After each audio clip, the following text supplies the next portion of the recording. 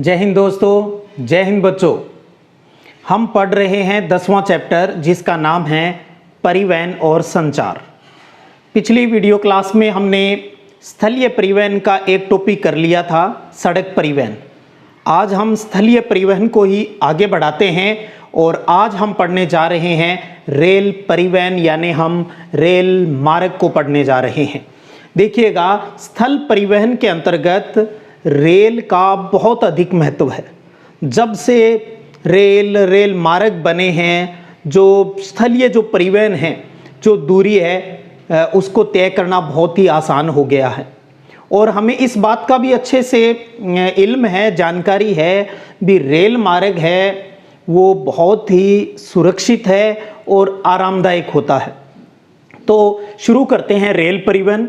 Rail परिवहन में हम रेल से जुड़े हुए पहले प्रमुख तथ्यों को देखते हैं और फिर हम महाद्वीपों में जाकर ये जानने की कोशिश करते हैं भी हमारे सिलेबस के अनुसार हम कौन कौन से प्रमुख रेल मार्गों के बारे में आज हम पढ़ रहे हैं। तो पहले थोड़ी सी बेसिक जानकारी ले लेते हैं। तो रेल परिवहन यानी रेल मार्ग पर बात कर रहे हैं। पहला अच्छा सा प्रश्न ये बन जाता है भी इसकी शुरुआत कहाँ से हुई, रेल कहाँ से शुरू होती है। तो इसका जो जन्म होता है वो है इंग्लैंड से। इंग्लैंड में इसका जन्म हुआ क्योंकि वहीं पर इसको सबसे पहले विकसित किया गया, खोजा गया था। दूसरा प्रश्न ये बन जाता है भी रेल इंजन की खोज कब और किसने की। रेल इंजन की खोज इंग्लैंड में हुई, कब हुई? 1769 ईस्वी में, 1769 ईस्वी के अंतर्गत। और करने वाले साइंटिस्ट का नाम है जेम्स वाट। तो जेम्स वाट ने 1769 ईस्वी में इंजन की खोज की थी, रेल के इंजन की खोज की थी। अब बात करते हैं भी इसे बनाया कब और किसने। रेल इंजन बनाया गया 1814 ईस्वी के अंतर्गत और बनाने वाले साइंटिस्ट का नाम है जॉर्ज स्टीफेंस।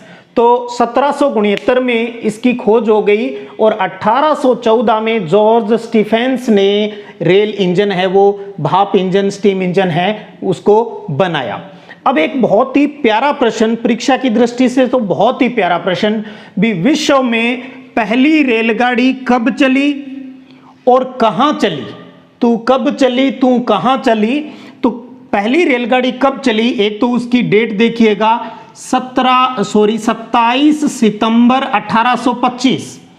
27 सितंबर 1825 में सबसे पहले रेलगाड़ी चली इसी इंग्लैंड में जहां इसकी खोज हुई। इंग्लैंड में यानी उत्तरी इंग्लैंड के दो नगरों को आपस में जोड़ा गया और वो हैं स्टॉकटन और डार्लिंगटन। स्टॉकटन और डार्लिंगटन के बीच विश्व की पहली रेलगाड़ी चली 1825 के अंतर्गत। भारत में कब चली वो हम बाद में 20वें चैप्टर में उसके बारे में विस्तृत बात करेंगे। तो विश्व की पहली रेलगाड़ी 1825 में इंग्लैंड के स्टॉकटन से डार्लिंगटन के मध्य चली थी। अब बात करते हैं, ये छोटे छोटे कुछ क्वेश्चन हो गए और एक सामान्य जानकारी जो हमें पता होनी चाहिए। रेल मार्ग की लंबाई के अनुसार विश्व के देशों के बारे में पढ़ रहे हैं भी, कहां पर रेल मार्ग की लंबाई है वो सबसे ज्यादा है और कहां पर कम है। तो देखिएगा, नंबर 1 पर है यूएसए, अमेरिका। संपूर्ण विश्व में सबसे ज्यादा रेल मार्ग कहां है? यूएसए में, यूनाइटेड स्टेट ऑफ अमेरिका में। और कितना है? 2,26,932। 2,26,932 किलोमीटर लंबाई लिए हुए हैं। किन आंकड़ों के अनुसार? 2015 के आंकड़ों के अनुसार, आपके सिलेबस के अकॉर्डिंग। तो 2015 के आंकड़ों के अनुसार 2,26,932 किलोमीटर रेल मार्ग है वो यूएसए में है, जो दुनिया में सबसे ज्यादा है। तो 1 नंबर पे यूएसए हो गया। 2 नंबर पे अपना पड़ोसी हो गया चाइना। चीन 2 नंबर पे आता है। चीन के बाद रसिया आता है 3 नंबर पे और 4 नंबर पे आता है हमारा देश भारत, 4 नंबर पे। तो ध्यान रखिएगा, 4 प्रमुख देश आप अवश्य ध्यान रखें। उसके बाद 5वें में कनाडा आ जाता है 2015 के अनुसार। तो यूएसए में सबसे ज्यादा रेल मार्ग की लंबाई है, उसके बाद चाइना है, उसके बाद रूस है और चौथा भारत है। और अगर आपको एशिया महाद्वीप का पूछ ले तो देखिएगा चाइना एशिया में आता है, रूस भी ज़्यादा हिस्सा एशिया में ही आता है तो 2 हो गया, और फिर आता है 3 नंबर।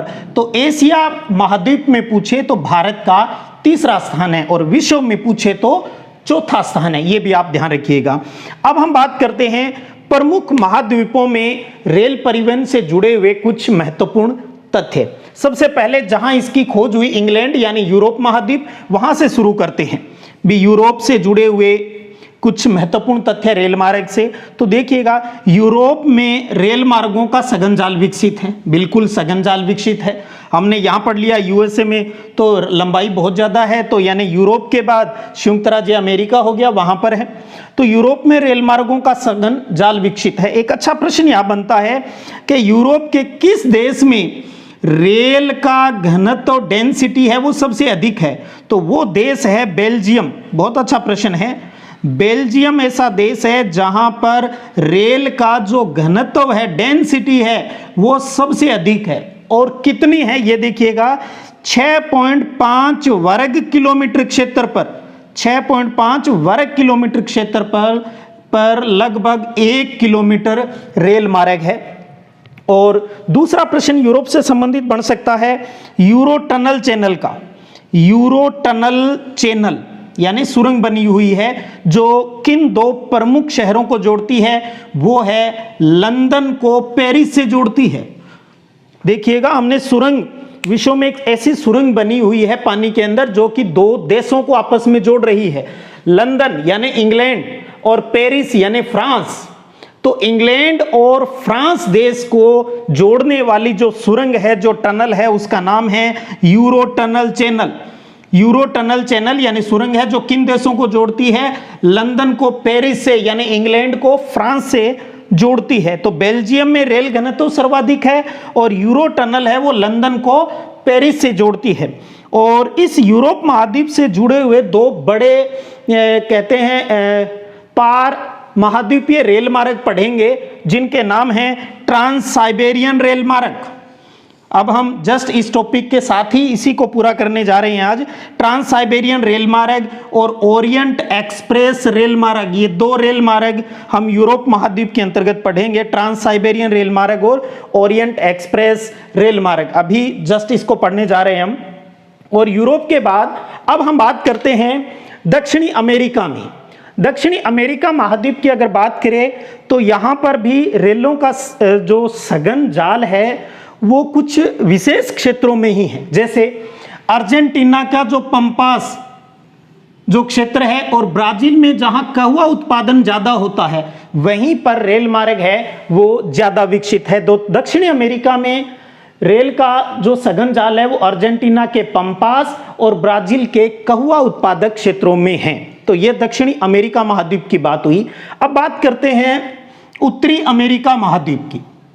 उत्तरी अमेरिका, मैंने कहा उत्तरी अमेरिका महाद्वीप का जो यूएसए है वहां पर सबसे ज्यादा रेल मार्ग है वो विकसित है। इसलिए हमने कहा है भी उत्तरी अमेरिका में सर्वाधिक विस्तृत रेल तंत्र है जो विश्व के कुल रेल मार्ग का लगभग 40% है, 40% है, 40% उसके। और इसी उत्तरी अमेरिका महाद्वीप के 2 देश जो प्रमुख कनाडा और यूएसए आते हैं।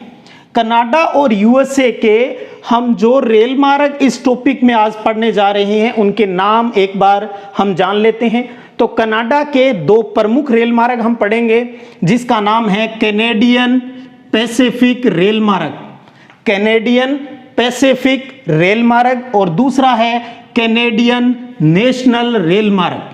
तो कैनेडियन पैसिफिक रेल मार्ग और कैनेडियन नेशनल रेल मार्ग जो कनाडा में है उसके बारे में पढ़ेंगे आज। और यूएसए में बात करें अमेरिका में तो 3 बड़े अंतर्महाद्वीपीय रेल मार्ग पढ़ेंगे। जो उत्तरी क्षेत्र में है उसको हमने कह दिया उत्तरी अंतर्महाद्वीपीय रेल मार्ग, जो मध्य में है उसको हमने कह दिया मध्य अंतर्महाद्वीपीय रेल मार्ग, और जो दक्षिणी साइड में है उसको हमने कह दिया दक्षिणी अंतर्महाद्वीपीय रेल मार्ग।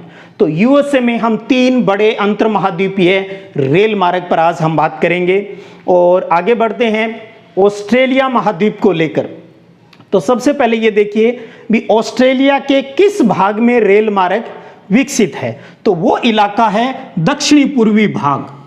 तो ऑस्ट्रेलिया के अंतर्गत ऑस्ट्रेलिया का दक्षिणी पूर्वी भाग है, वहां पर रेल मार्ग है। और हम हमारे सिलेबस के अकॉर्डिंग जो पढ़ने जा रहे हैं आज, वो है ऑस्ट्रेलियन अंतर महाद्वीपीय रेल मार्ग। ऑस्ट्रेलियन अंतर महाद्वीपीय रेल मार्ग जो कि ऑस्ट्रेलिया में है, आज हम उसको पढ़ेंगे। और अफ्रीका की बात करें तो एक अफ्रीका का रेल मार्ग इस टॉपिक में हम पढ़ने जा रहे हैं, उसका नाम है केप काहिरा रेल मार्ग, जो प्रस्तावित है, अभी तक पूरा नहीं हुआ है, काफी हद तक बन चुका है, बीच में बनना बाकी है अभी। तो अफ्रीका में केप यानी केपटाउन को काहिरा से जोड़ने वाला रेल मार्ग है, वो आज हम यहाँ पढ़ने जा रहे हैं। अब बात करते हैं हमारे महाद्वीप की, जिसका नाम है एशिया महाद्वीप। एशिया के अंतर्गत जो इलाका सघन बसा हुआ है, जैसे चाइना हो गया, जापान हो गया, भारत है, वहां पर है वो रेल मार्गों का सघन घनत्व और डेंसिटी है वो मिलती है।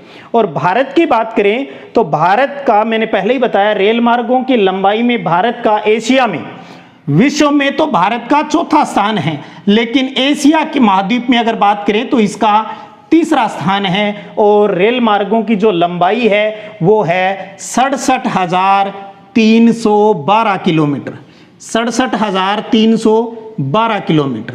तो जरूर ध्यान रखिएगा, 2015 के अनुसार है ये आंकड़े। तो भारत का विश्व में चौथा स्थान, लेकिन एशिया महाद्वीप में तीसरा स्थान है यहाँ पर, ठीक है। तो सबसे ज्यादा जो रेल मार्ग है वो यूएसए में, फिर चाइना, फिर रूस, भारत और उसके बाद कनाडा आ जाता है। तो इस प्रकार आपने एक मोटा मोटा आइडिया, एक सामान्य जानकारी आपको मिल गई है भी इंजन कब खोजा गया, कब बनाया गया, 1825 में कहाँ सबसे पहले ट्रेन चली, इंग्लैंड के स्टॉकटन और डार्लिंगटन के बीच चली, किस देश में रेल मार्ग की लंबाई ज़्यादा है, और किस किस महाद्वीप में हम किन किन के बारे में हम पढ़ने जा रहे हैं। तो ट्रांस साइबेरियन रेल मार्ग अब पढ़ेंगे, ओरिएंट एक्सप्रेस रेल मार्ग पढ़ेंगे, 2 हो गया। उसके बाद हम कैनेडियन पैसिफिक रेल मार्ग पढ़ेंगे, 3, चौथा हो गया। कैनेडियन नेशनल रेल मार्ग पढ़ेंगे, 4, और यूएसए के 3, उत्तरी अंतर महाद्वीपीय 5, मध्य अंतर महाद्वीपीय 6, दक्षिणी अंतर महाद्वीपीय रेल मार्ग 7, और ऑस्ट्रेलियन अंतर महाद्वीपीय रेल मार्ग 8, और अफ्रीका में केप काहिरा रेल मार्ग। यानी अब हम 9 प्रमुख रेल मार्गों पर बातचीत कर रहे हैं, जो कि परीक्षा की दृष्टि से भी बहुत महत्वपूर्ण रहते हैं। तो चलते हैं एक एक करके इन रेल मार्गों पर बात करते हैं। तो अब पढ़ते हैं अपने विश्व के प्रमुख पार महाद्वीपीय रेल मार्ग। आप शब्द देखिए, एक पार महाद्वीपीय रेल मार्ग। तो सबसे पहले तो आप इस शब्द को समझिए, पार महाद्वीपीय का क्या मतलब होता है। सीधा सा देसी अर्थ है महाद्वीप को पार करने वाला, यानी महाद्वीप के दोनों छोरों को मिलाने वाले वो रेल मार्ग जो एक महाद्वीप के दोनों सिरे, जैसे एक महाद्वीप है, इसके दोनों सिरों को जो आपस में मिला देता है, उस रेल मार्ग को पार महाद्वीपीय रेल मार्ग कहा जाता है। अब एक एक करके उन पर बात करते हैं। आज अब हम बात कर रहे हैं 2 प्रमुख पार महाद्वीपीय रेल मार्गों पर, जिसमें पहला है आज अपना ट्रांस साइबेरियन रेल मार्ग। बहुत ही पॉपुलर, बहुत ही इंपॉर्टेंट टॉपिक है ये ट्रांस साइबेरियन रेल मार्ग। विश्व का सबसे लंबा रेल मार्ग है, विश्व का सबसे लंबा रेल मार्ग है जो रूस के अंदर है। इसकी कुल लंबाई है वो 9,560 किलोमीटर है। 9,560 किलोमीटर लंबा रेल मार्ग जो रसिया के अंदर है, रूस के अंदर है, दुनिया का सबसे लंबा रेल मार्ग है। और ये 2 प्रमुख शहरों को आपस में जोड़ता है। सेंट पीटर्सबर्ग को व्लादिवोस्टोक से जोड़ता है। पश्चिम साइड में है सेंट पीटर्सबर्ग और पूर्व में है व्लादिवोस्टोक। इस रेल मार्ग की अगर बात करूं तो इसका जो निर्माण है वो 1891 में शुरू होता है और 1905 में ये बनकर पूर्ण हो गया था। 1891 में ये रेल मार्ग बनना स्टार्ट हुआ और 1905 में ये पूर्ण हुआ और 1945 में इसको दोहरा पथ बना दिया, यानी एक ट्रेन जाती है, दूसरी आ रही है या जा रही है, यानी 2 ट्रेनें एक साथ इसके अंदर जाती है। तो 1945 में इसका विद्युतीकृत भी कर दिया, यानी यहाँ पर इलेक्ट्रॉनिक ट्रेन है वो चलती है, इलेक्ट्रिक ट्रेन चलती है। तो 91 में बनना शुरू हुई, 1905 में ये पूर्ण हो गया रेल मार्ग और 1945 में इसे दोहरा पथ कर दिया। उसके बाद हम इस महत्व को देखेंगे भी क्या है। तो मैं चाहता हूं पहले इस ट्रांस साइबेरियन रेल मार्ग को रसिया के मानचित्र पर देखते हैं। तो ये है आपके सामने यूरोप और ये एशिया का हिस्सा, जिसमें मैंने यहाँ रूस का मानचित्र आपके सामने बनाया है। तो ये रसिया है, इधर प्रशांत महासागर हो गया, इधर बाल्टिक सागर हो गया, और ये जो रेड कलर में आपको जो दिखाई दे रहा है ये है ट्रांस साइबेरियन रेल मार्ग। देखिएगा ये इसका पश्चिमी छोर हो गया, ये पूर्वी छोर हो गया। ठीक है, पूर्वी छोर का जो यानी पूर्वी हिस्से का जो शहर है उसका नाम है व्लादिवोस्टोक, और पश्चिमी साइड का है सेंट पीटर्सबर्ग, जिसे लेनिनग्राड भी कहते हैं। सेंट पीटर्सबर्ग को व्लादिवोस्टोक से जोड़ने वाला है ये या यूं कह दें बाल्टिक सागर को प्रशांत महासागर से, बाल्टिक सागर को प्रशांत महासागर से जोड़ने वाला रेल मार्ग है ये। अब ये रहा सेंट पीटर्सबर्ग, सेंट पीटर्सबर्ग। फिर ये आगे रेल मार्ग है मॉस्को, जो कि रसिया की राजधानी है। सेंट पीटर्सबर्ग से ये रास्ता मॉस्को, मॉस्को से कजान, कजान से ट्यूमिन, ट्यूमिन से ओमस्क, ओमस्क से अंगारसक, अंगारसक से चीता, चीता से खबरोवस्क और व्लादिवोस्टोक। और भी प्रमुख नगर है इस पर, मैंने मेन यहाँ पर लिखे हैं। तो देखिएगा अब आपको इसको याद कैसे रखना है। एक प्रश्न तो ये हो गया, ये विश्व का सबसे लंबा रेल मार्ग है, लंबा सबसे लंबा लंबाई। दूसरी बात 9560 किलोमीटर, इसकी जो लंबाई है 9560 किलोमीटर लंबा है। तीसरी महत्वपूर्ण बात होगी, परीक्षा में पूछा भी गया है बोर्ड में, ये भी इसके पूर्व और पश्चिम के नगरों के नाम लिखिए। तो पूर्व में है व्लादिवोस्टोक और पश्चिम में है सेंट पीटर्सबर्ग। आपसे ये भी पूछ सकता है ट्रांस साइबेरियन रेल मार्ग के दोनों छोरों के बीच आने वाले 4 प्रमुख नगरों के नाम बताइए। दोनों छोरों के बीच में आने वाले प्रमुख 4 नगर, तो कोई भी आप मॉस्को, कजान, ट्यूमिन, ओमस्क, अंगारसक, चीता, खबरोवस्क है वो लिख सकते हैं कि 2-4 बार नाम लिखोगे अपने आप ये याद हो जाएंगे। अगली बात कहें, ये बाल्टिक सागर को प्रशांत महासागर से जोड़ता है। दुनिया का सबसे लंबा रेल मार्ग 1891 में बनना स्टार्ट हुआ, 1905 में बनकर तैयार हो गया और 1945 में डबल जो रास्ता है वो बना दिया। 2 ट्रेनें एक साथ यहाँ से गुजर सकती है और यहाँ पर इलेक्ट्रिक ट्रेन है वो चलती है। अब देखिएगा ये बन गया, बहुत ही प्यारा और महत्वपूर्ण। इसका फायदा क्या मिल रहा है परीक्षा की दृष्टि से बात करें भी, इसके बनने का इंपॉर्टेंस क्या है, इकोनॉमिक इंपॉर्टेंस क्या है। तो देखिएगा ये एशिया के और देश है, यहाँ पर चाइना हो गया, मंगोलिया हो गया, कजाकिस्तान, इसके नीचे उज्बेकिस्तान हो गया, इधर तुर्की, इधर यूरोप का यूक्रेन। ठीक है, तो हम ये कह सकते हैं एशियाई देशों को, इन एशियाई देशों को, ये एशिया का हिस्सा है सारा, एशियाई देशों को पश्चिमी यूरोपीय देशों से जोड़ने में इस रेल मार्ग का महत्वपूर्ण रोल है। इस रेल मार्ग की कुछ शाखाएं हैं वो यूक्रेन, कजाकिस्तान, उज्बेकिस्तान, मंगोलिया और चाइना तक भी जाती है। और आर्थिक रूप से हमें पता है ये साइबेरिया है रूस का, ये बड़ा ही, क्योंकि बर्फीला इलाका है, बहुत ज़्यादा विकास नहीं हुआ था, लेकिन जब से ये ट्रांस साइबेरियन रेल मार्ग बना है तो इस साइबेरिया का जो आर्थिक रूप से पिछड़ा हुआ था इसका विकास हुआ है। तो इस प्रकार हम इन पॉइंटों के माध्यम से इसके महत्व की बात भी लिख सकते हैं। तो ये था ट्रांस साइबेरियन रेल मार्ग, सबसे प्यारा और इंपॉर्टेंट टॉपिक है। उसके बाद क्योंकि हम यूरोप महाद्वीप पर ही बात कर रहे हैं, एक चीज मैं आपको कह दूं, इस ट्रांस साइबेरियन रेल मार्ग का लगभग 1/3 जो हिस्सा है हमें पता है, यहाँ यूरोल पर्वत श्रृंखला है, ये इधर वाला जो हिस्सा है ये यूरोप में आता है, बाकी एशिया में आता है। तो लगभग 1/3 हिस्सा इस रेल मार्ग का यूरोप में है, बाकी का 2/3 हिस्सा है वो एशिया महाद्वीप में आता है। अब देखिएगा ट्रांस साइबेरियन रेल मार्ग जो यूरोप और एशिया यानी यूरेशिया के अंतर्गत है। अब यूरोप पढ़ रहे हैं तो यूरोप के अंदर एक और आपके सिलेबस के अनुसार रेल मार्ग है जिसका नाम है ओरिएंट एक्सप्रेस रेल मार्ग। यह भी बहुत अच्छा प्रश्न बन सकता है, 1 नंबर का प्रश्न बन सकता है यहां से। ओरिएंट एक्सप्रेस रेल मार्ग किन को आपस में जोड़ता है? तो देखिएगा यहां पर इस साइड में, बिल्कुल पश्चिमी साइड में अगर बात करें यूरोप के, यहां पर है फ्रांस और फ्रांस की राजधानी पेरिस। तो पेरिस को तुर्की से जोड़ता है, तुर्की इस्तांबुल तुर्की से जोड़ता है। ध्यान दीजिएगा, तुर्की का ये जो हिस्सा है ये यूरोप में आता है, बाकी तुर्की का जो हिस्सा है वो भी एशिया महाद्वीप में ही आता है। तो यानी पेरिस यानी फ्रांस को इस्तांबुल से जोड़ता है, पेरिस को इस्तांबुल से यानी फ्रांस को तुर्की से जोड़ने वाला रेल मार्ग है। और यह रेल मार्ग मुख्यतः 8 देशों को आपस में जोड़ता है। वो 8 देश कौन कौन से हो सकते हैं? फ्रांस है, जर्मनी है, ऑस्ट्रिया है, हंगरी है, सर्बिया है, बुल्गारिया है और तुर्की है। तो लगभग 8 देशों को आपस में जोड़ता है ओरिएंट एक्सप्रेस रेल मार्ग।